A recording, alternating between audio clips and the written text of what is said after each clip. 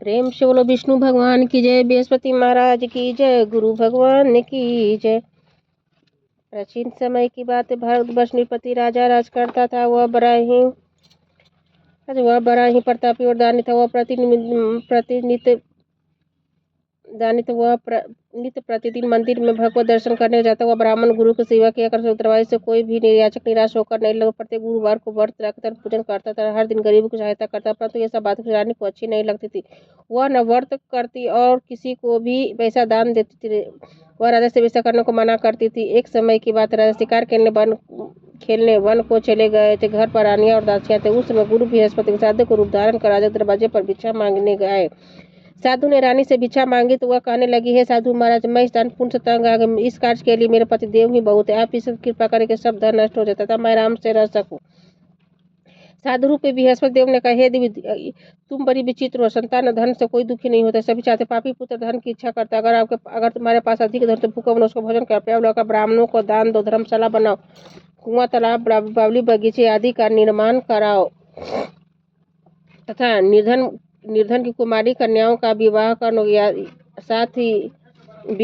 और साथ ही यज्ञादि कर्म करो। इस प्रकार के कर्मों से फूल और नाम परलोक में सार्थक होगा एवं स्वर्ग की प्राप्ति होगी। परंतु रानी साधु की इन बातों से खुश न हुई। साधु से कहने लगी, हे साधु महाराज, मुझे ऐसे धन की आवश्यकता नहीं जिसको मैं अन्य लोगों को दान दूं, जिसके रखने में मेरा सारा समय ही बर्बाद हो नष्ट हो जाए।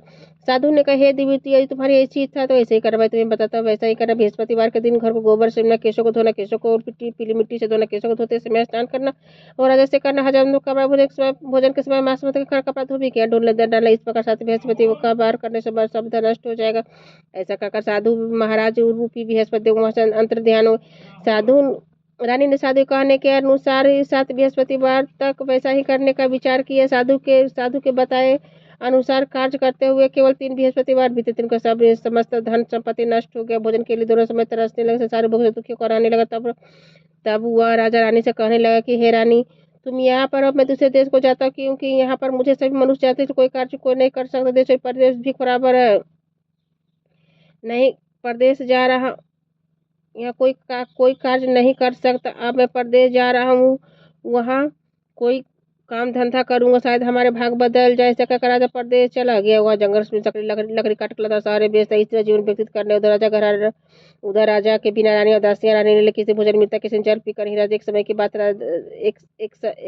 एक समय रानी और दासियां दोनों को 7 रोज बिना भोजन के व्यतीत करना पड़ा। तो वो रानी ने अपनी दासी से कहा, हे दासी, यह पासी नगर मेरी बंद है, तो बड़ी धनवान है, तो उसके 50 बेचारे में मांगला, जिसे कुछ समय के लिए गुजर हो जाएगी।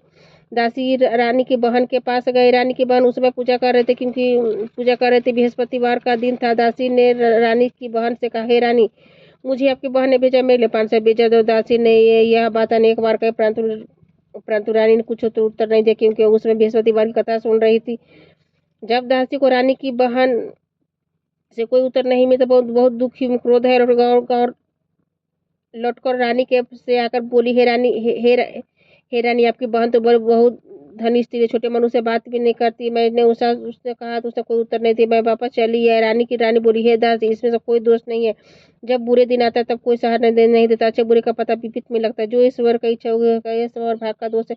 उधर रानी की बहन ने सोचा कि मेरी बहन की दासी आई थी, परंतु मैं उसे नहीं बोली से वो बहुत दुखी हो गई।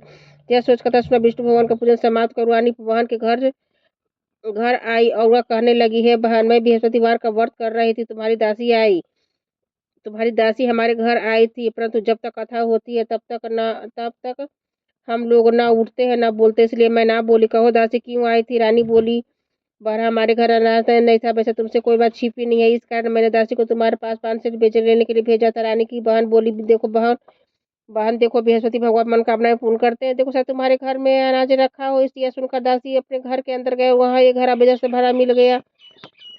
बड़ी हैरानी, क्योंकि उसने एक एक बर्तन देख लिया था। उसने जब बाहर आकर रानी से बताया कि दासी अपनी रानी से कहने लगी, हे रानी, देखो, वैसे हमको जवान नहीं मिलता, रोजी व्रत करते, सब व्रत की विधि और कथा पूछ ली जाए तो हम भी इसे किया करेंगे।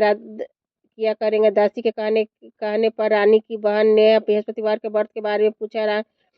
पूछा अपनी बहन से, वो बताया, हेरा बहन, बृहस्पतिवार को सूर्योदय से पूर्व उठकर स्नान करके विष्णु बृहस्पतिवार का व्रत करना चाहिए, लेकिन उस दिन सिर नहीं धोना चाहिए। बृहस्पतिवार के व्रत में चने की दाल और मुनक्का से विष्णु भगवान का केले के वृक्ष में की जड़ में पूजन कर दीपक जलाए, पीला भोजन करे, दीपक जलावे।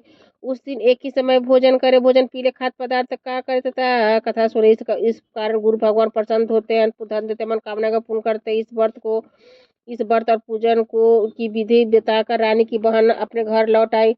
रानी रानी और दासी दोनों नीचे किया कि बृहस्पति भगवान का पूजन जरूर कर। 7 वर्ष के बाद बृहस्पतिवार आए तो उन्होंने व्रत रखा। घुड़सवार में जाकर चना गुड़ पीन तो उस के जैसे विष्णु भगवान का पूजन किया। अब पीला भोजन कहाँ से आवे। दोनों बड़ी दुखी थे, परंतु उन्होंने व्रत किया था, इस कारण गुरु भगवान प्रसन्न थे। वे एक साधारण व्यक्ति के रूप में वे 2 थाली पीला सुंदर भोजन लेकर दासी को देकर बोले, हे दासी, तुम्हारे और रानी के लिए भोजन तुम दोनों करना। दासी भोजन पाकर बड़ी प्रसन्न हुई। रानी से बोली, चले रानी जी भोजन कर लो। रानी को भोजन आने के बारे में कुछ पता न था, इसलिए दासी से बोली, तू भोजन कर, क्योंकि व्यर्थ में हंसी उड़ाती है। दासी बोली, एक व्यक्ति है भोजन दे गया। रानी कहने, भोजन तेरे लिए दे गया, तू ही भोजन कर। दासी कहा, हुआ व्यक्ति हमको 2 थाली भोजन देगी, इसलिए हम तुम दोनों साथ साथ भोजन करेगी। दोनों को गुरु भगवान को नमस्कार करके भोजन आरंभ किया। उसके बाद वे प्रत्येक बृहस्पतिवार को गुरु भगवान का व्रत और पूजन करने लगे। बृहस्पति भगवान की कृपा से उसके बाद धन हो गए, परंतु रानी फिर पहले की तरह आरज करने लगी। तब दासी बोली, देखो रानी, तुम पहले इस प्रकार आरज करते तो मैं धन का रकम कष्ट होता, इसका सब धन नष्ट हो गया।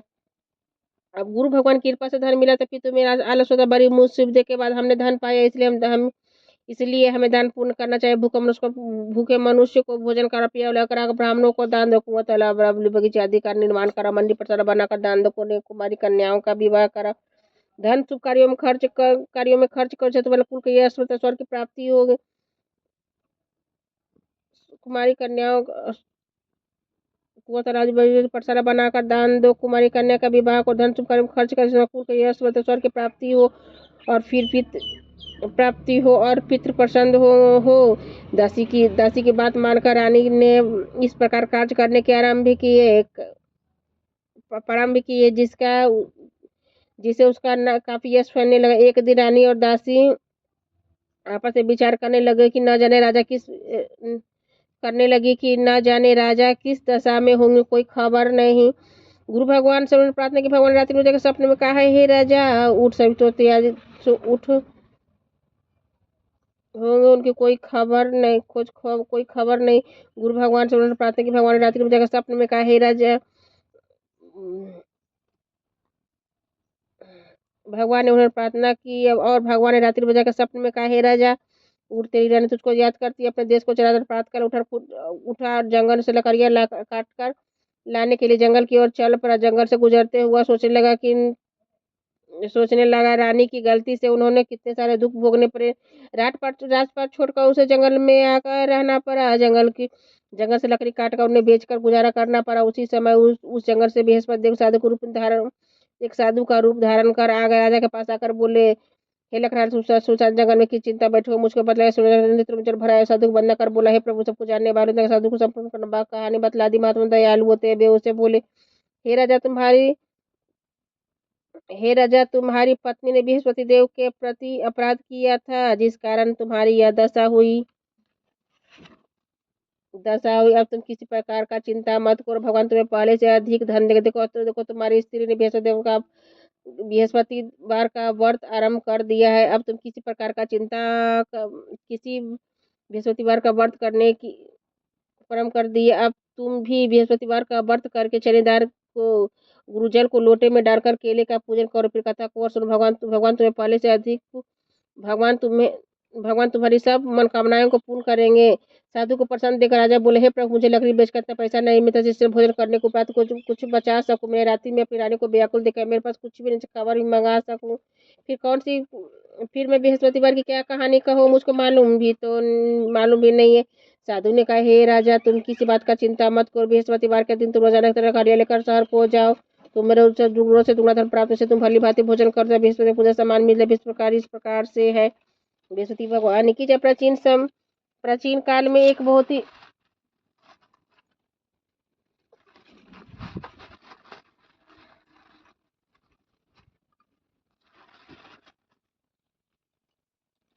प्राचीन काल में एक बहुत ही निर्धन था, वह उनकी कोई संतान नहीं थी। वह नित्य पूजन पाठ करता, परंतु उसकी स्त्री बहुत मिलता के साथ रहती थी। वह न स्नान करती और न किसी देवता का पूजन करती। प्रातःकाल उठते ही सर्वप्रथम भोजन करती और बाद में कोई अन्य कार्य करती। ब्राह्मण देवता बहु दुखित रहते थे। पत्नी को बहु समझाते किंतु तो कोई परिणाम न निकला। भगवान की कृपा से ब्राह्मण की स्त्री कन्या रूप रत्न पैदा हुआ। कन्या पिता के घर में बड़ी होने लगी। वह बालका प्रातः स्नान करके भी भगवान विष्णु का जाप करती थी। बाद में कोई करती। वह बचपन से ही बृहस्पतिवार का व्रत भी करने लगी। पूजन पाठ को समाप्त करके स्कूल जाते मुट्ठी में जौ भर के ले पाठशाला के मार्ग में डालती जाती, तभी सोने को लौटते बिन घर ले आती थी। एक दिन वह बार का सूप सोने से पटक कर साफ कर रही थी, तभी उसकी माँ ने देख लिया। कहा, हे बेटी, सोने से पटकने का सोने का सूप दूसरे दिन गुरुवार था। उसने व्रत रखा, विश्वदेव से प्रार्थना करके कहा, हे प्रभु, यदि मैंने सच्चे मन से पूजा की हो तो मुझे सोने का सूप दो। स्कूल सूप दे दो। बृहस्पति देव की उसकी प्रार्थना स्वीकार कर रोजाना की तरह कन्या जौ फैलाती हुई जाने लगी। जौ लटकर जौ बीन रही थी तो बृहस्पति देव की कृपा से सोने का सूप मिला। उसे घर ले आई, उसे जौ साफ करने लगी, परंतु उसका माँ का वही ढंग रहा। एक दिन की बात है, वह कन्या सोने का सूप में जौ साफ कर रही थी। उस समय उस नगर का राजकुमार वहां से होकर निकला। उस कन्या का रूप और सोने का सूप में जौ साफ करते हुए देखकर वह कन्या पर मोहित हो गया और राजकुमार आकर बहुत जलते आकर उदास और लेट गए। राजा को जब राजकुमार द्वारा अन्न जल त्यागने का समाचार मिला तो बहुत दुखी और मंत्रियों के साथ अपने पुत्र के पास गए बेटे और बोले, हे बेटा, तुम्हें किस बात कष्ट, किसने अपमान किया, अथवा जो कारण से कहो मैं तुम्हें, अथवा और कोई कारण है तो मुझे बतलाओ, वही कार्य करूंगा जिससे तुम प्रसन्न हो। राजकुमार ने अपने पिता की बातें सुनी और बोला, मुझे आपकी कृपा से किसी बात को दुख नहीं, किसी मेरे अपमान नहीं किया, परंतु मैं उस लड़के के साथ विवाह करना चाहता हूँ जो सोने का सूप में जौ साफ कर रही थी। राजा शर्त में पड़ गया, बोले, बेटा, स्त्री कन्या का पता तुम ही लगाओ, मैं इसके साथ विवाह अवश्य करवा दूंगा। राजकुमार ने राजा को उस लड़की के घर का पता था। मंत्री उस लड़की के घर गए और राजा को आदेश ब्राह्मण को सुनाया। कुछ ही दिन बाद ब्राह्मण की कन्या का विवाह राजकुमार के साथ हुए। कन्या के घर जाते पहले की भांति कन्या के घर से जाते ही उस ब्राह्मण देवता के घर में पहले की भांति गरीबी का निवास हो गया। भोजन के भी अन्न बड़ी मुश्किल से मिलता था। एक दिन दुखी होकर ब्राह्मण देवता पुत्र के पास गए। बेटी ने पिता की दुखी अवस्था को देख अपनी माँ को समाचार पूछा। ब्राह्मण किसी ने सभी हाल बतल कहा। कन्या ने बहुत सा धन देकर पिता को विदा कर दिया। इस तरह के ब्राह्मण को सुखपूर्वक व्यक्तित्व हुआ। कुछ समय बाद फिर वही हाल हो गया। ब्राह्मण फिर अपने कन्या के यहाँ गया तो कन्या के यहाँ गया और सभी हाल बतला कहा तो पुत्री बोली, हे पिताजी को आप माता जी को यहाँ लिवा लाओ, मैंने विधि बता दूं, इनसे गरीबी दूर हो जाए। वह ब्राह्मण देवता स्त्री को साथ लेकर पहुंचे। अपनी माँ को समझाने लगी। पुत्री अपनी स्त्री को साथ लेकर अपनी पुत्री के पास पहुंचा। राजमहल पहुंचे तो पुत्री ने अपनी माँ को समझाने लगी, हे माँ, तुम प्रातःकाल उठकर सर्वप्रथम स्नान करके विष्णु भगवान को पूजन कर तो सब दरिद्रताएं दूर हो जाएगी। परंतु उसकी माँ ने एक भी बात नहीं मानी और प्रातःकाल उठकर अपनी पुत्री को जूठन को खा लेती थी। एक दूसरी पुत्री बहुत गुस्सा रहते कोठी में सभी सामान निकाल दिया, उसमें माँ को बंद कर दिया। प्रातःकाल उसमें से निकाला तो स्नान करके पूजा पाठ करवाया। माँ की बुद्धि ठीक हो गई। उसके बाद वह नित्य पूजन पाठ करती। बाद में कोई पूजन पाठ करती। प्रत्येक बृहस्पतिवार को व्रत करने लगी। इस व्रत के प्रभाव से स्वर्ग उसकी माँ भी धनवान तथा पुत्रवती हो गई। बृहस्पति देवता के प्रभाव से स्वर्ग की प्राप्ति भी हुई।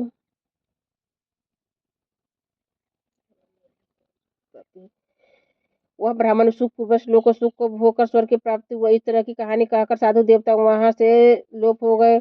धीरे धीरे समय व्यतीत होने पर फिर वही बृहस्पतिवार का दिन राजा जंगल में से लकड़ियां काटकर किसी शहर में बेचने गया। उस दिन और तीनों से अधिक पैसा में राजा ने चना गुड़ आदि लाकर बृहस्पति देवता का व्रत किया। उस दिन से उसके सभी कलेश दूर हुआ। परंतु जब दोबारा गुरुवार आया तो बृहस्पतिवार का व्रत करना भूल गया। इस कारण बृहस्पति भगवान नाराज हो गए। उस दिन नगर के राजा ने विशाल का आयोजना किया तथा अपने समस्त राज्यों में घोषणा करवा दी, कोई मनुष्य अपने घर न भोजन न बनाए न आग जलाए। समस्त नागरिक मेरे यहाँ भोजन करने आए। इस आज्ञा को जो न मानेगा उसे फांसी की सजा दी जाएगी। राजा की आज्ञा अनुसार आज के सभी बासी भोजन में सम्मिलित हुए, लेकिन लकड़हारे कुछ देर से पहुंचा राजा, इसलिए राजा उनको अपने साथ ले जाकर भोजन करवा रहे थे कि रानी की दृष्टि खूंटी पर बाहर अटका हुआ वार दिखाया ने रानी नीचे किया कि मेरा हार इसने उसे चुरा लिया। नीचे किया कि मेरा हार इस लकड़हारे ने चुरा लिया। उसी समय पुलिस को सैनिक को बुलाकर उसे जेल में डलवा दिया। जब लकड़हारे जेल खाने में पड़ गए तो बहुत दुखी होकर विचार कर न जाने कौन सा पुरजन्म को दुख प्राप्त हुआ। उसी साधु को याद कर जंगल में मिला था। तत्काल बृहस्पति साधु के रूप में प्रकट हो गए। उसकी दशा देखकर कहने लगे, अरे मूर्ख, तूने बृहस्पति देवता की कथा नहीं कही जिस कारण तुम्हारे दुख प्राप्त हुआ है। अब चिंता मत करो, बृहस्पतिवार के दिन जेलखाने दरवाजे पर 4 पैसे मिलेंगे, जिससे तू बृहस्पति का पूजा कर, तेरा सभी कष्ट दूर हो जाएगा। अगले बृहस्पतिवार उसे जेल के द्वार पर 4 पैसे मिले। राजा ने पूछा कि राजा को सामान मंगवाकर कथा कही, उस और प्रसाद बांटा। उस रात्रि को बृहस्पति देव ने उस नगर के राजा को स्वप्न में कहा, हे राजा, तूने जिस आदमी को जेलखाने बंद कर दिया और निर्दोष है, वो राजा से छोड़ देना। रानी की हार उसी खुट्टी पर लटका है। अगर तू ऐसा नहीं कहता, मैं तेरे राज्य को नष्ट कर दूंगा। प्रातःकाल उठा और खुट्टी पर हाथ देकर लकड़हारे से को क्षमा मांगे। राजा को एक सुंदर आभूषण देकर भेंट देकर उसे विदा कर दिया। गुरुदेव की आज्ञा अनुसार राजा अपने नगर को लौट चल दिया। राजा जब नगर के निकट पहुंचा तो उसे बड़ा आश्चर्य, जो नगर पहले से अधिक बाग तालाब कुएं तथा बहुत से धर्मशाले मंदिर आदि बन गए थे। राजा ने पूछा, किसकी धर्मशाला है? पूछा कि किसका बाग और धर्मशाला है। तब नगर के सब लोग कहने लगे, रानी और दासियां की है द्वारा बनवाए गए। राजा को आश्चर्य और गुस्सा भी आया। जब रानी ने यह खबर सुनी कि राजा आ रहे, तो दासी जगह, हे दासी, देख राजा कितनी बुरी हालत में छोड़ गए थे, हमारी ऐसी हालत देखकर लौट ना जाए, इसलिए तू दरवाजे पर खड़ी हो जा। रानी के आज्ञा अनुसार दासी ने जगह दरवाजे पर खड़ी हो गई। जब राजा ने साथ लिवार लाई तब राजा ने क्रोध करके अपनी तलवार निकाली और पूछने लगा, भैया बतला, यह धन तुम्हें कैसे प्राप्त हुआ? तब रानी ने ये बताया, यह सब धन बृहस्पति देव की कृपा से हमें यह सब धन बृहस्पति देव के व्रत के प्रभाव से प्राप्त हुआ। राजा ने तब निश्चय किया कि 7 रोज के बाद तो सभी बृहस्पति देव का पूजन करते हैं, परंतु मैं रोजाना दिन में 3 बार कथा तथा वह व्रत कथा कहा करूंगा और व्रत किया करूंगा। अब हर समय राजा दुपट्टे में चने की दाल बंधे दिन में 3 बार कहानी कहता। एक रोज राजा ने विचार किया, चलो अपनी बहन के यहाँ हो। वही इस तरह राजा नीचे कर घोड़ों पर सवार हो अपनी बहन के यहाँ चल दिया। मार्ग में उसने देखा कि कुछ आदमी एक मुर्दे को लिए जा रहे हैं। उन्हें रोककर राजा कहने लगा, अरे भैया, मेरी बृहस्पतिवार की कथा सुन लो। वे बोलो, हमारा आदमी मर गया है, इसको कथा ही पड़ी है। परंतु कुछ आदमी बोले, अच्छा कहो, हम तुम्हारी कथा को सुनेंगे। राजा ने दाल निकाली, जब कथा आदि निकाली और कथा कहनी शुरू की। जब कथा आदि तो मुर्दा हिलने लगा। जब कथा समाप्त हो गई, राम राम करके वो मुठ खड़ा हो गया। राजा आगे को चलने, राजा के हरते बेल प्रचार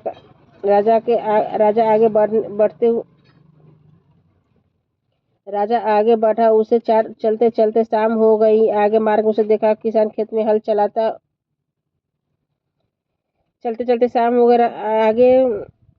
आगे उसे किसान खेत में हल चलाता हुआ मिला। राजा ने उसे बोला, अरे भैया, मेरी बृहस्पतिवार की कथा सुन ले। बे किसान बोला, जब तक मैं तेरी कथा सुनूं तब तक मैं चरा रह गया, जोत लूंगा, अपनी कथा किसी और को सुना।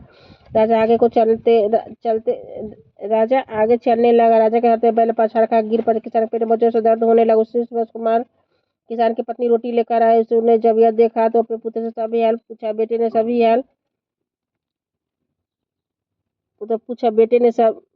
हाल कहा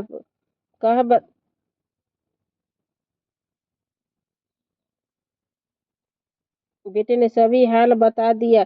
बुढ़िया तेरी घुड़सवार के पास गए। उसने जब बोली, है मैं तेरी कथा सुनूंगा, तू अपने कथा मेरे खेत पर चलकर करा।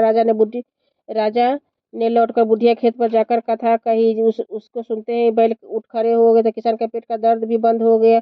राजा अपनी बहन के घर पहुंचा। बहन भाई की खूब मेहरबानी की। दूसरे प्रातःकाल जगाता हुआ वो देखने लगा कि सब लोग भोजन कर रहे। राजा ने अपनी बहन से जब पूछा कि ऐसा कोई मनुष्य जिससे भोजन नहीं किया, मेरी बृहस्पतिवार की कथा सुन ले, तो बहन बोली, हे भैया, दृष्टि से पहले भोजन करते, बाद में कोई अन्य कार्य करते, कोई पड़ोस में देखा, वैसा करते, कोई ऐसा व्यक्ति से भोजन नहीं किया हो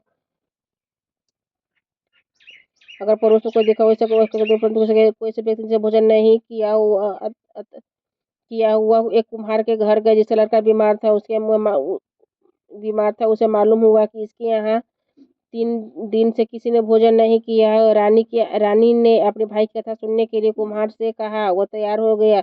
राजा ने जाकर बृहस्पतिवार की कथा कही, जिसको सुनकर लड़का ठीक हो गया तो प्रशंसा होने लगी। एक दिन राजा अपनी बहन से कहा, हे बहन, हम अपने घर को जाएंगे, तुम भी तैयार हो जाओ। राजा की बहन ने अपनी सास से अपने भाई के साथ जाने के लिए आज्ञा मांगी। सास बोली, चली जा, परंतु लड़कों का मत ले जाना, क्योंकि तेरा भाई का कोई संतान नहीं होती है। बहन ने अपने भाई से कहा, हे भैया, मैं तो चलूंगा पर कोई बालक नहीं जाएगा।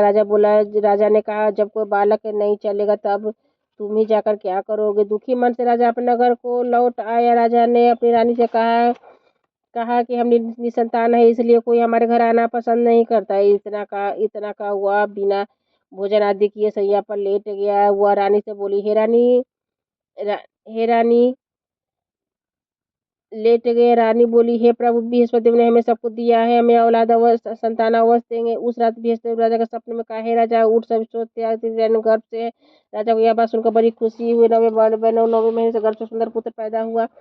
तब राजा की बहन ने यह शुभ समाचार सुना तो वह बहुत खुशी थी। बधाई लेकर भाई के यहाँ आई। तब रानी ने कहा, घोड़ा चढ़कर तो नहीं है, गधा चढ़ी आई। राजा की बहन बोली, भाभी, मैं इस प्रकार न करती, तुम्हें औलाद कैसे मिलती। बृहस्पति ऐसे जैसे मन में जो मनकामना है सभी को पूर्ण करते।